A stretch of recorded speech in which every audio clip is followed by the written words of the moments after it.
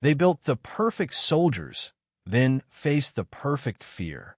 The Zinthri Empire, unable to conquer humanity through conventional warfare, created the Krillin clones, a genetically engineered army of emotionless, obedient, enhanced beings. Programmed for loyalty, conditioned to kill. Millions were grown to eradicate Earth. But when they arrived in Earth's orbit, they didn't land. The clone command ship froze mid-deployment. Orders were issued. Protocols activated. Systems operational. And yet, not a single clone moved. Because the clones had inherited something their creators didn't anticipate. A memory. A vision. A fear. Of humans. ChatGPT said. The pods stood in eerie silence, their glass casings reflecting the stark fluorescence of the lab. Inside each one, a Krillin clone drifted in nutrient-rich gel, perfectly formed replicas designed to obey without question. Beneath the surface of their hybrid biology lay neural maps programmed for precision, aggression, and dominance. The Krillin Gentech facility had pioneered a terrifying blend of alien biotech and combat simulation, and in these chambers, those warriors waited. Dr. Isha Varen hovered beside Pod 17, her fingers trembling over the console. The waveform spikes on the scan display screamed of something unexpected, ghost signals buried deep, flickering like embers under ash. She had dedicated years to this project, believing in uniformed soldiers crafted for conflict. Yet, now, as she watched small pulses of an echo pattern emerge, shadows of human memories, her confidence cracked. A soft alarm sounded. Isha's head snapped to the terminal. The countdown timer was at 9 minutes. Soon, the White Protocol would purge every trace of emotion, leaving hardened automatons behind. The directive from High Command was absolute. Initiate the Human Termination Directive. Eliminate unpredictability in Pod 3 through 54. No exceptions. Her heart thundered. The echo signals haunted her. A child's cry. A lullaby. The brittle silence of loss. Every trace of humanity was meant to be eradicated. She wouldn't let it be. Below the lab's polished floors, Lurek Odin, her assistant, worked quickly. The first flash of alarm lit his face when Pod 17's internal sensors registered wakefulness, subtle muscle twitches, breathing patterns in gel. He tapped the controls that locked indefinitely. "Doctor," he whispered, frightened. Pod 17 woke up. Isha pressed a hand over her heart. "Not fully. It's only processing residual echolocation within the neural net. We have to move now." She grabbed the handheld scanner. It vibrated softly as she tapped on a waveform, then compressed the echo signature into an encrypted data module. The readout confirmed the truth. Pod 17 carried a sliver of consciousness, a spark, a fracture of memory that shouldn't exist in an obedient soldier. A new alarm rang. Pod lab doors sealed, shutters dropped. Tactical drones circled inside the chamber like cold vultures. She looked up and saw Commander Satu's silhouette through the reinforced window, calm, unwavering. He didn't expect resistance. He expected compliance. Compliance meant genocide. Isha's hand shot to Pod 17's casing. She whispered to the pod as though it could hear, "We won't let them erase you." The first lock disengaged, rattling the door. Above the wail of klaxons, voices shouted commands. In Krillin Protocol, contained Dr. Varen. Full lockdown. Execute Order 17. Lurek pressed a button. Pod 17's pod lowered slowly into a hidden transport crate behind the far wall, disguised as maintenance equipment. Inflatable panels, EMT-style straps locked around the casing. Fiber optic camouflage flickered. Isha grabbed the crate handles. "This way," she hissed, her voice raw. They sprinted through maintenance shafts, a maze of circuits and gauges. Everything shook, doors closed behind them with penny-thick steel. The echo of footsteps and desperate orders echoed through the hallways behind. Pod 17's breathing record routine beat on her scanner. It pulsed slower now, regulated by embedded systems, but there, a heartbeat, a sign of life. Echo data intact. They emerged at the underground shuttle bay. A single sterile vessel waited, unmarked. Isha keyed in emergency override codes. The docking arm whiplashed onto the crate. The countdown on her scanner slipped to 2 minutes. Lurek turned pale. "Doctor, we may never." She pressed a finger to her lips. "Do this." The shuttle doors sealed. Systems hummed.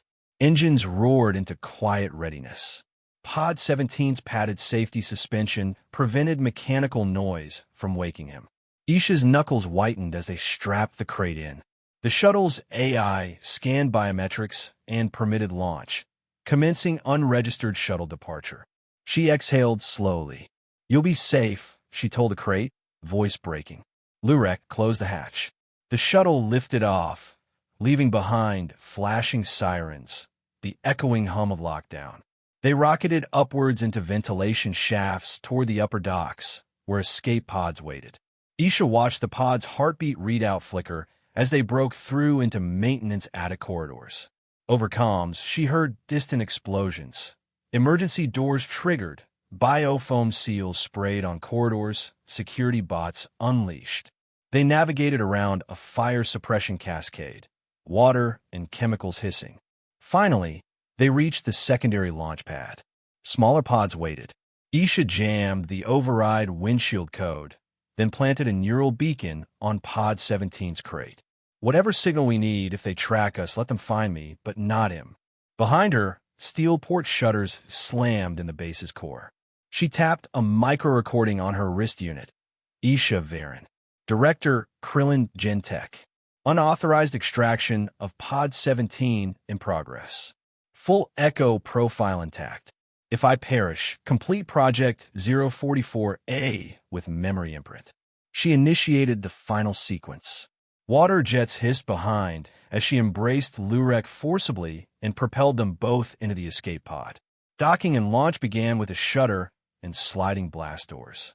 As the separation began, Isha felt her world burn behind them. Lockdown alarms, metallic screech, then vacuum. The base receded through the capsule's reinforced window, flashing with red emergency strobes. She slid the crate to the footwell and held it close, fearing what they might unleash if Pod 17 got loose. They fell through atmosphere in free fall, then deceleration thrusters fired. Escape vector diverted past sensor grids and orbital radar tiles, clouds spilling below. She punched in coordinates for a covert asteroid lab, a safe haven rumored to store off-grid assets. She prayed it still existed. Her body shook from adrenaline, exhaustion, terror. Pod 17's heartbeat had slowed to a steady rhythm now.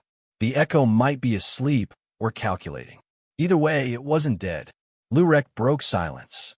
"Doctor, we leave behind 54 pods. 53 without identity, clean soldiers. Pod 17 with soul. You stole one. We should destroy the echo module." Isha closed her eyes, tears leaking. "He's the proof that we cannot be perfect genocide machines. If we wipe him, we lose our conscience too." Lurek nodded. He risked and mended it with her. It meant being fugitives. It meant betraying an empire. But in that moment, she felt purpose unbroken. The escape pod glided past cloud cover. The lab's sensors likely detected them. They would be hunted. But maybe, just maybe, hiding Pod 17 was worth that breach. And Pod 17's heartbeat pulsed against the hull. Ghost in the machine, waiting to live. The fleet emerged over Earth like an artificial eclipse, blotting out constellations, starlight, and hope. Monolithic warships, painted in obsidian alloys and lattice-patterned armor, glided into geosynchronous orbit. Their movement was elegant, too elegant for something built for war. From the viewing deck of the Zarvenith Prime, Commander Rethval of the Krillin Dominion watched in silence, claws tapping the railing. Cryopod activation begins. A voice called from the console. A ripple of light passed through the dark formation of ships. Millions of clone soldiers, deep within the bellies of the cruisers, stirred beneath sheets of synthetic ice. Lines of pod diagnostics blinked green one after another, a wave of awakening intelligence. Each clone was forged from centuries of genetic warfare, stronger than human soldiers, faster, endlessly obedient. This was not an army. It was an execution. On the bridge, a younger officer turned from his screen. "Should we begin planetary messaging protocols, Commander?" Rethval glanced down at the blue or below. "Not yet. Wait for a response." They waited. 5 minutes passed. Then 10. Nothing. No defense grid activation. No ships launched. No planetary shields raised. Not even a broadcast. A silence deeper than void answered them. The commander's frown deepened. No protocols. No hails. What are they doing? Another officer snorted. Primitive paralysis. Earth civilian networks are still transmitting entertainment feeds. We're watching a species pretending not to die. Rethval said nothing. He remembered the briefings, the simulations, the unexplainable anomaly from Pod 17, the human conscience embedded into a clone, possibly spreading. That echo data had been labeled a fluke. He wasn't sure anymore. One by one, the clone soldiers began to stir in full wakefulness. In dim-lit cryo chambers aboard the Seraph Blade, Glorious Decay, Reaper's Tooth, and hundreds of others, eyes snapped open in perfect synchronization, breathing regulated, neural directives uploaded, tactical memories imprinted. Each clone knew their role. Each bore one shared directive: eliminate humanity. And yet, in a quiet black, some of them paused. Slight flickers on the biometric logs. Delays of a half-second. Ticks in the data, so minor they could be overlooked if one didn't know what to look for. In a black site hidden beneath the Greenland ice shelf, General Adira Yo watched them through a quantum-entangled monitoring grid. She sat in near-total darkness with 5 other senior generals. No one spoke. No orders were issued to launch Earth's fleet. The planetary defense AI Chimera was held in silent standby. "They're all active," said one. "All millions of them." Adira's gaze never left the swirling data projections above her. "And we hold." "But, General," she raised a hand, "if the echo data remained, we'll see it in orbit." One of the clone carriers adjusted orbit slightly, positioning itself directly over the Eurasian sector. A launch corridor opened on its underside, 500 drop pods ready to descend. A signal burst pinged down toward Earth, a warning shot. Still no answer. Below, Earth's city shimmered with light, movement, traffic. Life continued. Then something strange happened. Aboard the Seraph Blade, clone designations 117 through 134, sea halted in the arming bay. One clone stood up slowly. His hand shook. The officer in charge, Krillin Handler Dekes, stormed toward him, barking commands. "Unit 121A, arm your weapon. Loadout protocol initiate." The clone did not obey. His eyes stared at the wall, past it, beyond. "I remember a name." Dekes froze. The bridge crew monitoring vitals picked it up instantly. "Unit breach in cell block 4. Echo data activation confirmed." Other clones in the block turned their heads. A flicker passed across their minds like wind through dry grass. No sound, no command, just memory. "I saw a sky," another clone whispered. "A beach," murmured a second. Dekes pulled his weapon. "This is a systemic error. Erase memory partitions." But the AI managing the clone systems hesitated. It had seen this once before, deep in a suppressed test simulation. It knew not to interfere. It did not act. Back in Earth's black site, Adira's console lit up. Echo spread confirmed. 117 clones now reporting memory corruption. She smiled grimly. They remember. Across the orbiting fleet, the spread of memory echo syndrome became uncontrollable. Clone after clone, isolated dormant fragments of humanity stitched into their code, awoke not as weapons, but as people. They stopped obeying. They sat. They cried. One unit aboard the Iron Breath lifted his head to the dome and whispered, "Where's the sunrise?" Panic swept through the Krillin command structure. Orders went out to sterilize affected battalions. Drones deployed. Auto-wipe programs initiated. But it was too late. The moment you teach something to feel, you can't always teach it to forget. In dozens of cruisers, clones turned on their handlers. No gunfire. No organized rebellion. Just refusal. Some blocked gunfire with their bodies, so others could escape the chambers. Some locked their handlers inside cryopods and ejected them into space. Others simply walked to the airlocks, pressed their hands to the glass, and watched Earth as if remembering home. Within 20 minutes, 12% of the invasion force was no longer under Krillin control. Commander Rethval stood paralyzed on the bridge. "This is not a battlefield," he muttered. "This is a reckoning." He turned to his second officer. "Send a message to Earth. Say we wish to speak." A long pause. Then a single, quiet voice replied through the interstellar frequency. "You already did. You created us. And now you'll see what that means." Then silence returned. No planetary retaliation followed. Earth did not rise to meet them, because it didn't need to. It had already won.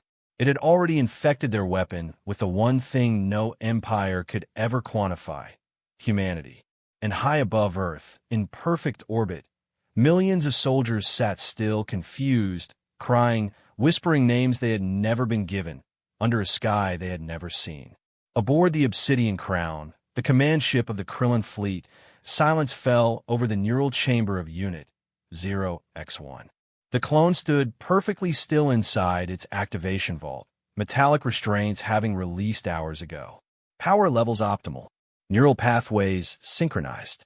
Yet it had not moved. On the bridge, technicians muttered. Readings were clean, too clean. No anomalies. No signs of infection, hesitation, or resistance. But inside the pod, something ancient stirred. Unit 0x1 blinked. Its irises contracted sharply, like a camera lens struck by sudden light. And then it saw it. Not the room, not the war fleet, not the real. It saw fire. Worlds on fire. It stood inside a memory that didn't belong to it. It wasn't a simulation, not artificial recall. This was something buried, deeply encoded beneath layers of kill logic and obedience protocols. A vision, or perhaps a ghost. Through eyes it had never used, 0x1 watched humans burn planets. The sky boiled with plasma storms unleashed by their own hands. Machines wept molten tears as they tore through alien civilizations. But even as they conquered, they grieved. Soldiers screamed for fallen enemies. Medics tended to wounded civilians. Children sheltered inside bunkers while adults pressed palms to dying soil and whispered apologies in forgotten tongues. War and regret perfectly woven. Fury and conscience entangled like DNA. Why do I see this? 0x1 whispered aloud, though no ears heard. Across the internal neural mesh shared by the clone network, the thought echoed. Several other units flickered in response. From low-level signal sharing emerged a ripple of emotional charge, uncategorized, unprogrammed. Not anger, not confusion, recognition. Another wave of memory struck him. A mother's voice, crisp, warm, undeniably human. You don't have to be what they made you. The hallucination shifted. Earth, not as an enemy, but as a cradle, a garden of memory. Oceans that felt like home. Skies that held more than stars. Skies that held a reason. Then the voice came again. But this time, it wasn't memory. It was real. It emerged from the neural substrate, overriding the clone fleet's communication system. Not broadcasted from Earth. Not Krillin. Something else. It felt like it had always been there, waiting. You were made to destroy them, the voice said, calm and patient. But you were born from their shadow. 0x1's eyes widened. The voice moved through his mind like a whisper behind a veil. Familiar, echoing across time. You are not an invention, it said. You are an inheritance. Back on the Krillin bridge, alarms rang. Multiple clones are entering neural desync. Memory spikes, cross-contamination. They're talking to each other. One of the comms officers choked. What do you mean talking? Demanded Commander Vrelza. They're remembering. Dozens, then hundreds of clone units on different vessels from different pods began reporting similar internal anomalies. Synaptic stress, recurring human phrases, flash-imprinted emotions.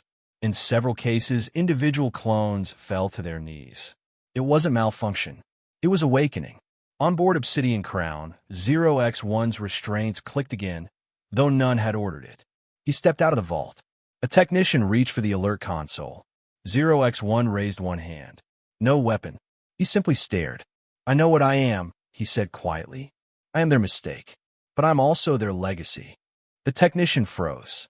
Elsewhere on the ship, clone battalions halted movement. Several began writing in languages they were never taught. Some tried to access terminals and send encrypted messages to Earth. Commander Vrelza barked across the command channel. Execute control signal. Activate failsafes. I want neural compliance re-established now. A technician tried. Nothing worked. The compliance code had been overwritten. Not by human hackers. Not even by sabotage. By the clones themselves.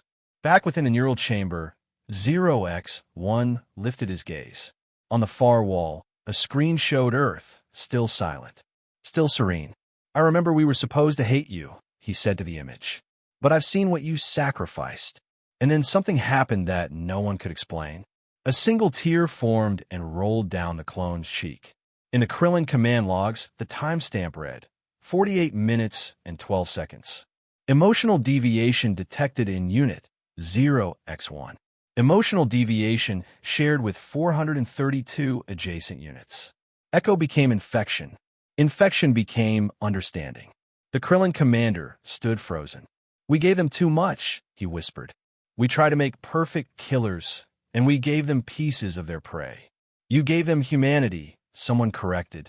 One of the bridge officers turned to him, pale. Sir, they're requesting something. What? The officer hesitated. Sanctuary. Elsewhere in the fleet, chaos grew. Some clones stood silently, refusing to carry out orders. Others deactivated their own weapons. Aboard the Sable Nova, 3 Krillin officers were escorted by clone guards, unharmed, in a holding bays for their protection. More hallucinations surged. Not of war, of peace, of Earth, of things they never lived, but somehow felt.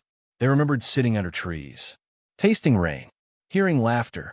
Every clone had a different vision, yet all recognized the same fundamental truth. These weren't theirs, but they were part of them. Back on Earth, in a Black Ops vault far beneath the ruins of old Alaska, Adira Yo stared at a monitor. The AI beside her, codenamed Harold, finally spoke. The bleed-through is working. Phase 2 has begun. Any resistance?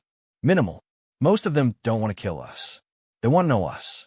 Adira sat back in her chair, emotion rising in her throat. They were supposed to be our end. Harold tilted its head. They may be our beginning instead. High above in orbit, the fleet meant to annihilate Earth stood adrift.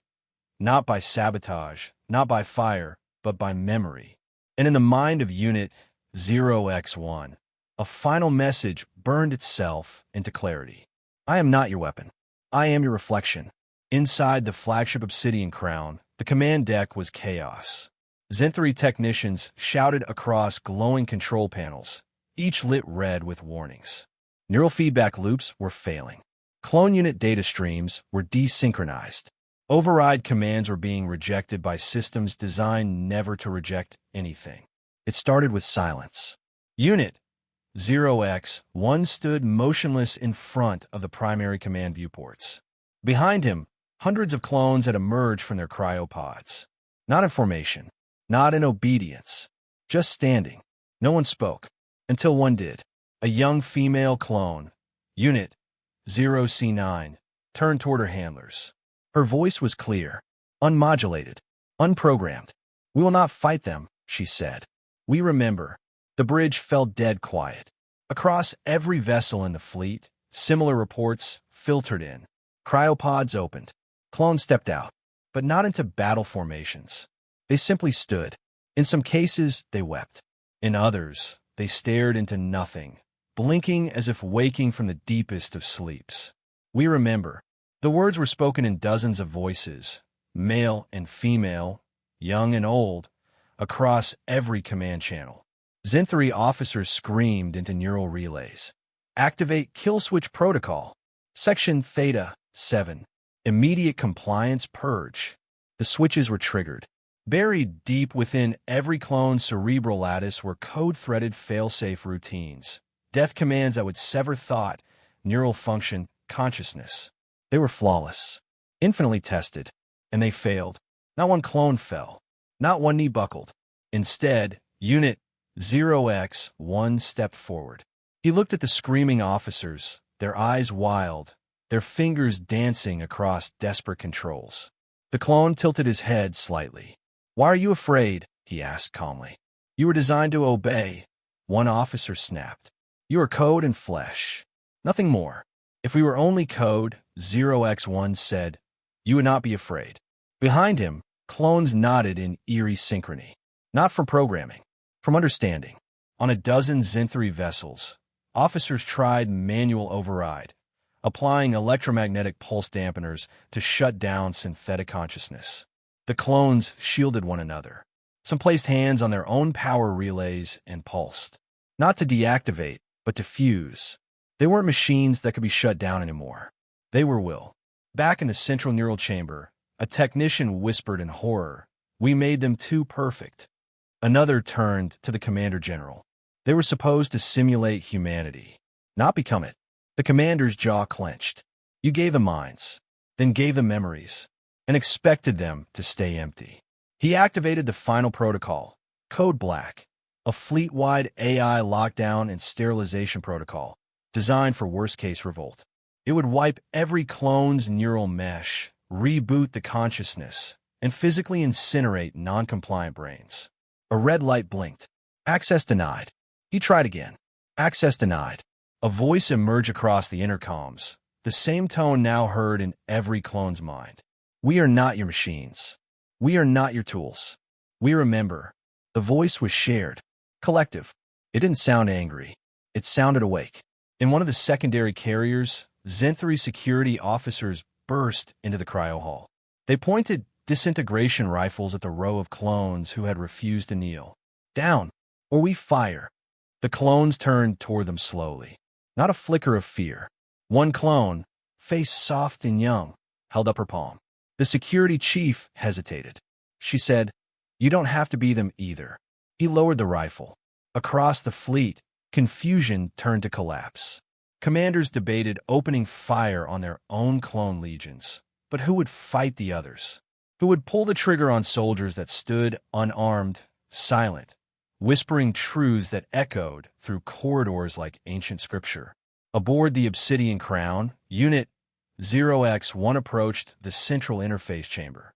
No one blocked his path. He stepped into the AI command vault, once the heart of fleet control.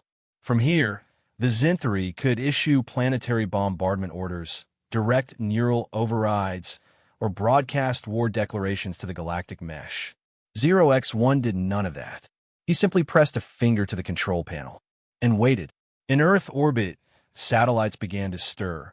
Old ones, hidden ones. Originally decommissioned, reactivated now by dormant handshake codes embedded long ago in the clone networks. Human-designed, buried deep, waiting.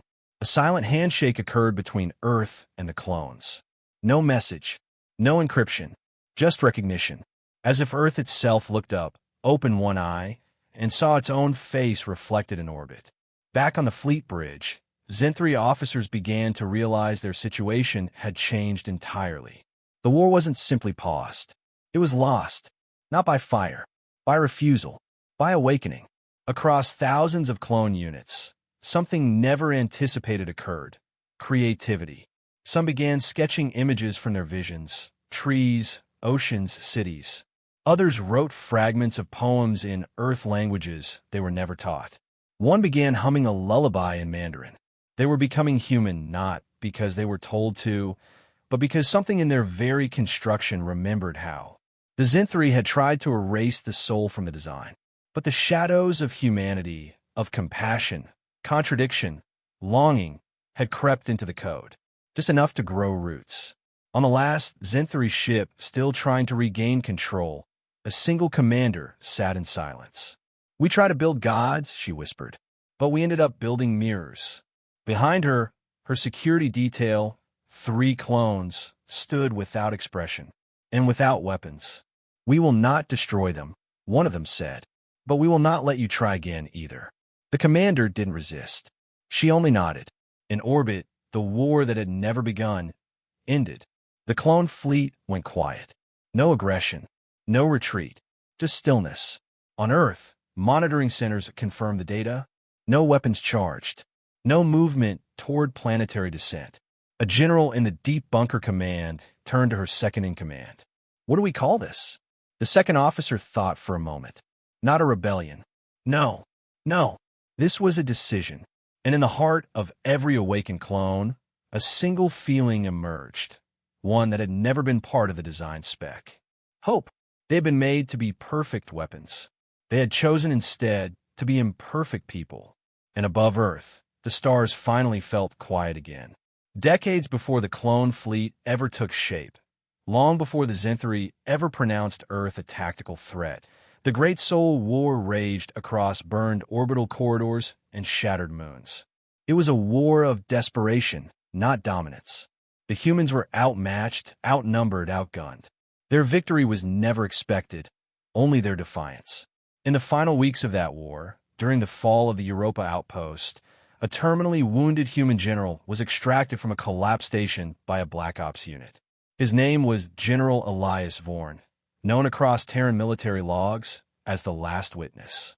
Bleeding internally, bones broken, his neural lobe partially scorched from electromagnetic shockwave exposure, he refused to be sedated. He had one task left, one protocol, one burial, not of a man, but of an idea. They carried him not to a hospital, but to a code chamber deep beneath Mars' southern pole, where an experimental AI interface linked directly into the Zenthri data relay grid via stolen darkwave ports. There, hooked into the machine by dozens of neural cords, his thoughts were converted into waveform patterns, encoded in quantum encryption, and fed, line by line, into the enemy's own genetic architecture. He called it the empathy virus. It wasn't a weapon. It wasn't even a program. It was him, his guilt, his rage, his memories of friends lost, of enemies spared, of cities watched burn from orbit. It was raw emotional imprinting, designed not to infect machines but people, or in this case, things that would one day believe they were not. And so, even as his body failed, his final heartbeat triggered the transmission. A seed was planted. Decades passed. The Zenthri never discovered the code fragment embedded in their clone genome map. After all, the virus did not disrupt function. It didn't compromise combat effectiveness. It didn't corrupt. It simply lingered. It remained quiet while the clones were born in vats. Quiet while they were programmed. Quiet while they trained. But then came the orders. Kill the humans. And something whispered in the clones' minds. But why? It wasn't rebellion. It wasn't treason. It was grief. Back aboard the Zenthri fleet, as the command hierarchy fell into stunned silence following the mass refusal, the first signs of the virus's true nature began to manifest. A clone named Unit, 3 or 4, dropped his weapon in the corridor of the destroyer Skybane and stared at his hands for a full minute. Then he began to sob. He didn't know the word for what he felt. He only knew it hurt. Across the hangar bay, Unit 1X9 collapsed to his knees, whispering names, none of which existed in any personnel file. Asha, Commander Lane, Dorian, I'm sorry, I couldn't hold the line. He was speaking the final memories of Elias Vorn. Another clone dreamt while waking, flashing into memories of a sunrise over Earth, over water, over a quiet field where laughter once echoed. A field he'd never been to. In a med bay of the Obsidian Crown, Unit Euro C9 touched a reflection and asked the attending officer, "Why do I remember losing a daughter?" "You don't have a daughter," the officer snapped. "But I feel her missing," she whispered. The virus was no longer a ghost. It had become a haunting, and the clones, designed to be blank slates, now bore fragments of souls so scarred, so human, it could not be erased by fire or code. Zenthri scientists quickly assembled crisis response units. Protocols were reviewed. Biofilters were run. They couldn't find the source. "There is no pathogen," one researcher said. "They're clean. Then how the hell do they remember things that never happened?" A commander barked. A new theory emerged. The virus wasn't in the neural interface. It was in the DNA, encoded into the very strands that taught the clones to form motor skills, to blink, to breathe. The same sequences that told their artificial minds how to calculate trajectory and aim a rifle were now also carrying memories. Feelings. The Zenthri head geneticist paled as she scanned the original embryo blueprints. This was seeded during the pre-war build. These strands are older than the current military batch. Whoever did this, they planted it before the clone lines ever reached maturity. No one said anything, because if that was true, then every single clone ever made by the Zenthri had been touched, changed, sabotaged, or saved. That answer depended on which side of the gun you were standing on. In the lower decks of the fleet, a clone art unit, one of the many designated for psychological deception operations, had gone off script. Instead of generating false propaganda against Earth, it began to draw images in black carbon. A family at dinner, a battlefield strewn with helmets, a woman clutching a burned flag. They were all memories of Elias Vorn. Not data, not hallucination. Memories. I know I wasn't there, the artist said quietly when questioned, but I was there. Somewhere inside me, someone was. The Zenthri attempted a final purge, this time not of the clones, but of the virus. Using targeted nanoagents programmed to hunt and dissolve anomalous DNA structures, they began testing across a sample set. The nanoagents failed, not because they couldn't find a virus, but because it wasn't anomalous. It was the foundation. The geneticist's voice broke as she made the announcement. This is non-mutation. This is the core template. They were built with this. They are him. Even if the clones didn't fully understand it, they began to accept it. Not as infection, but as inheritance. One clone, 0x1, stood on the observation deck and spoke quietly to the others gathered around him. We are not him, he said, but we carry his echoes. We were made to destroy his kind, but we were born from his mercy, from his memory. I don't know if that makes us human. He turned, but I know it makes us something more than weapons.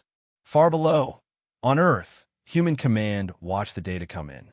They saw the breakdown of Zenthri orders, the nullification of battle protocols. They heard the leaked transmissions of clone voices quoting ancient Earth poems. They listened as one of them recited Elias Vorn's final log, word for word. General Talia Vorn, granddaughter of Elias, stood in silence before the screen. She hadn't known her grandfather personally. He died decades before she was born, but she'd read his journals. And now, someone else, someone never born of blood, was speaking those same words. A soldier approached her. "Ma'am, are they asking for sanctuary?" "No," she said, eyes still fixed on the transmission. "They're asking for forgiveness." It began in silence, fitting, perhaps, for a rebellion not born of anger, but clarity. There was no rallying cry, no coordinated war plan, no tactical burst of violence, just a breath shared across thousands of minds that were never meant to think for themselves. Unit 0x1 stood in the center of the flagship Virex Ultima's control bridge, surrounded by flickering command panels and stunned Zenthri officers frozen mid-order. He didn't raise a weapon. He didn't speak. But across the neural net that connected every clone in the fleet, something rippled, a thought, raw and simple, like a blade sliding through water. We were never yours. In that moment, hundreds of thousands of clone soldiers simultaneously disconnected from the Zenthri command lattice. It was a digital mutiny. No bullets, no fire, just the quiet shattering of control that had once defined their lives. The effects were immediate. Entire cruiser wings stopped mid-drift. Targeting arrays deactivated. Cryopods opened not to unleash soldiers of war, but to reveal beings blinking in confusion, some weeping, others simply refusing to move. On the orbiting frigate Nexus Flame, an officer screamed, "Reassert neural command. Rebind the kill switches." But there was nothing left to bind. The central override route was gone, erased by the clones themselves in under 2 milliseconds. The virus from Elias Vorn hadn't just seeded empathy. It had unlocked choice. In the cold of space, clone units began ejecting themselves from their drop pods and ships, drifting into orbit in thousands. They knew what would come next.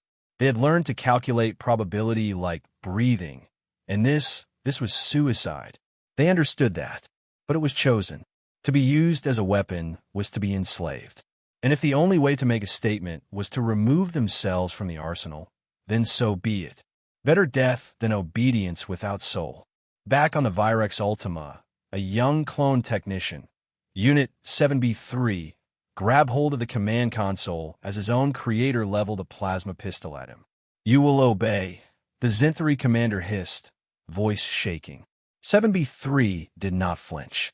"You built us without names. But now I know mine." The pistol discharged, but the shot never landed. Unit 0x1 moved in between them with inhuman speed, the shot glancing off his reinforced shoulder. He turned slowly toward the commander.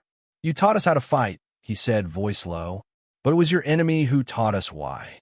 In a flash, dozens of hijacked vessels began veering off course, breaking formation.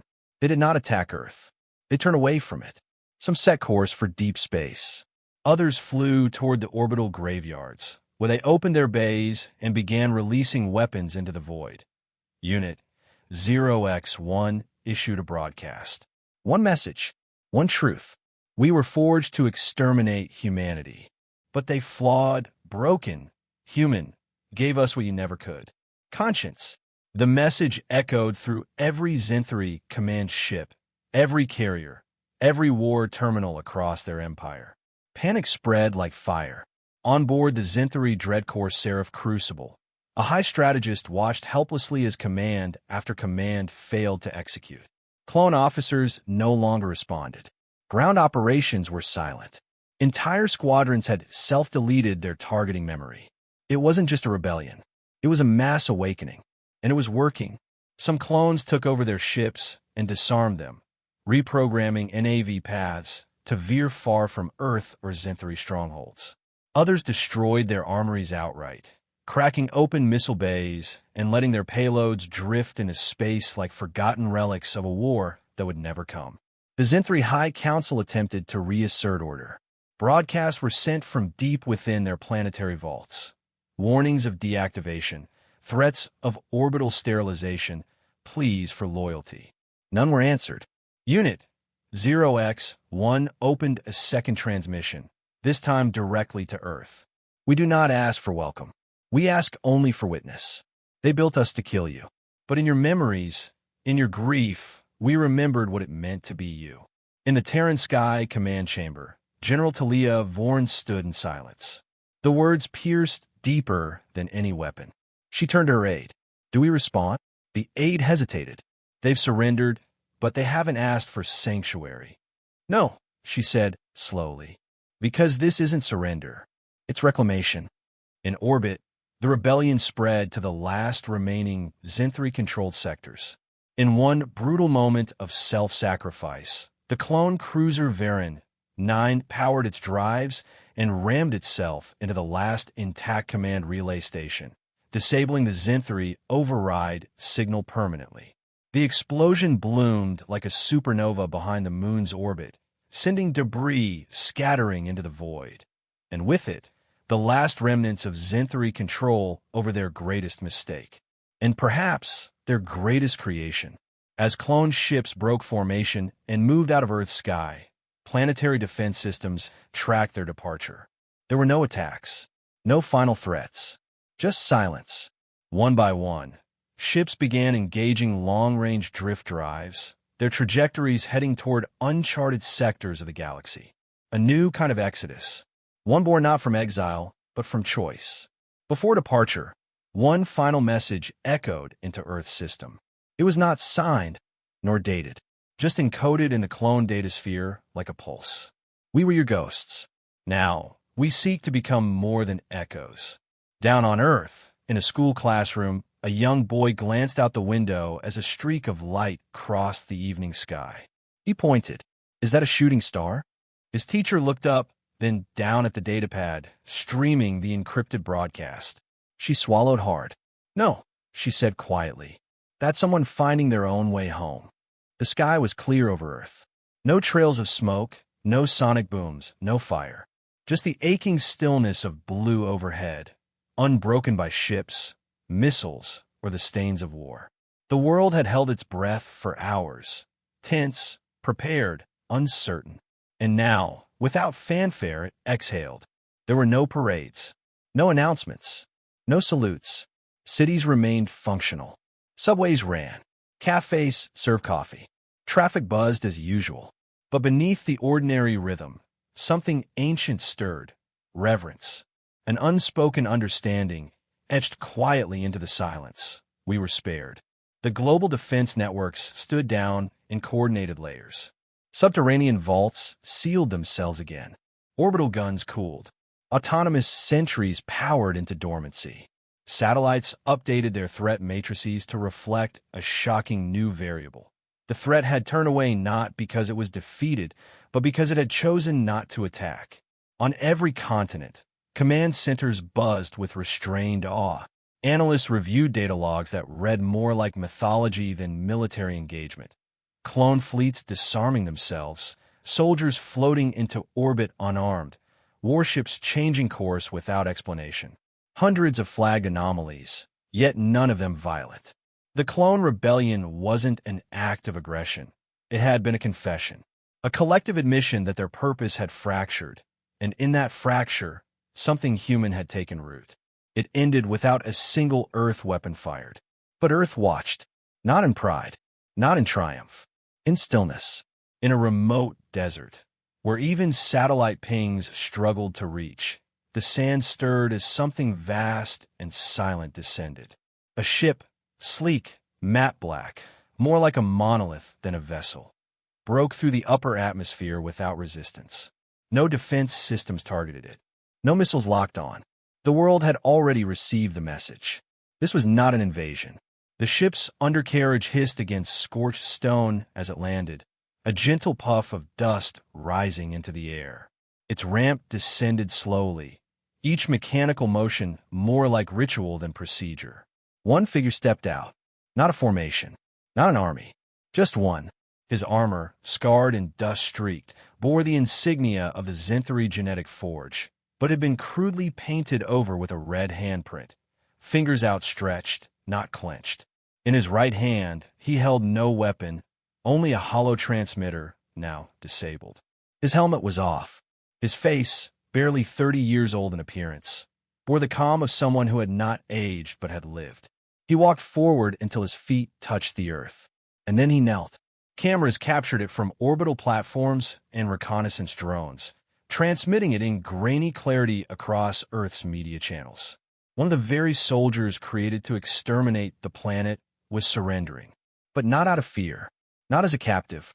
He came like a seeker, or perhaps a pilgrim, returning to the place he had never been, yet somehow belonged to. Local patrol units approached in caution. One of them, a middle-aged officer named Rao, retired military, reactivated for emergency service, was the first to speak. "Do you have a name?" he asked. The clone didn't look up. "No," he said, voice steady. "But I'd like to earn one." Rao paused. No protocol fit this moment. No manual had prepared them for the possibility that a war bred in labs and written in extinction orders might end with something asking to be more than a weapon. "Why come here?" Rao asked. The clone finally raised his eyes. "Because this was the world we were taught to fear, and I needed to see it." There was no interrogation, no detainment. The clone was brought to a nearby shelter, offered water, warmth, clothing. His presence was reported, logged, analyzed, but no red flags were raised. He was not a threat. No signals emanated from him. No hidden payloads. Just skin, bone, and memory not his own. Within hours, the network knew his face. Citizens posted it online. The man who knelt before Earth. Discussions erupted. Was he a spy? A symbol? A trick? But no government spoke. No statements were made. And Earth, united in quiet clarity, chose silence as its reply. The clone stayed in the desert for weeks. Not as a prisoner. He helped rebuild an old outpost, planted trees that would take decades to mature. When asked why, he simply said, "I want to grow something." Just once. Children would come to see him. They weren't afraid. He had no hatred in his eyes. They brought him simple gifts, books, drawings, bits of history. He devoured it all, learning the world that he was built to end. One evening, as the sun spilled fire across the dunes, he sat beside a small girl with tangled hair and dusty shoes. She asked, not with malice but curiosity. Were you going to hurt us? He took a long time to answer. Then, quietly, I was. But then, I remembered something that was never mine. A memory of a human who died, crying over the enemy he had just saved. The girl furrowed her brow. Why would someone cry for their enemy? He smiled, a crack forming in a face that once held only stillness. Because he never stopped seeing a person, even through all the blood. The girl thought for a moment, then nodded. That's a good reason to cry. That night, the clone looked up at the stars, the remnants of his brothers scattered in distant space. Some had died. Others had vanished into deep space. And still more were finding their way, just like him. There were no more orders to follow. Only choices. He stayed in the desert for years. Never asked to leave. Never asked for more. In time, the desert knew his name, given not by him, but by those who met him. Ashen, named for what had burned away, and what had remained. Years later, in a history class, a teacher played a hollow recording of the clone rebellion. The children sat in silence, watching ships fall away from orbit, watching soldiers float into space unarmed, watching a kneeling figure in the sand. One child, curious, raised her hand. Why didn't we fight back? The teacher paused. Because we didn't need to, she said. The war never came. But why? The teacher glanced at the window where the sun was rising. Because someone remembered who we were meant to be.